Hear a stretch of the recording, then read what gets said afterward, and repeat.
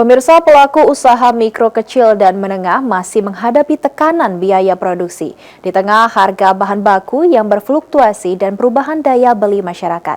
Dengan kondisi tersebut, UMKM dituntut terus beradaptasi agar usaha tetap berjalan.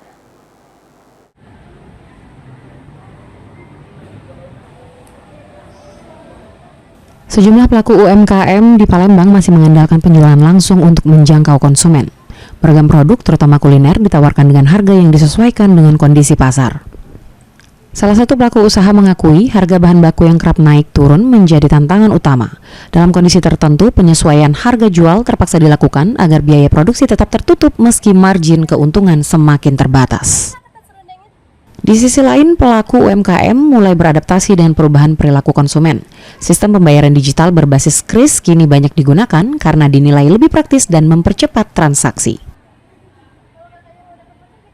Ini ya membantu perekonomian kita gitu kan, untuk menambah penghasilan kita juga dari penjualan kita berapa hari ini. Kita penjualannya 5 hari. Ini kita ada yang kakap di vakum, dia 50 piecesnya dihargai 55.000 ya. Kita ada juga yang dari tenggiri. Tenggirinya 50 pieces dihargai 55.000. Selain itu kadang naik, kadang turun sesuai dengan harganya juga. Kalau bahan-bahan lagi naik, kita sedikit naik juga. Dari sisi konsumen, produk UMKM masih menjadi pilihan karena harganya relatif terjangkau. Transaksi non-tunai pun dianggap lebih efisien, terutama bagi masyarakat yang mengutamakan kemudahan dalam berbelanja. Emang mau cari makan siang sih, kebetulan kan kantornya di sini, terus dapat info kan katanya lagi ada biasa juga, jadi kesini buat cari makan. Mungkin menurut kita harga produk UMKM di sini termasuk gimana Mbak? Murah atau gimana? Affordable sih, ramah di kantong ya.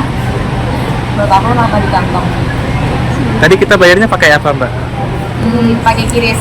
Pakai kiris ya.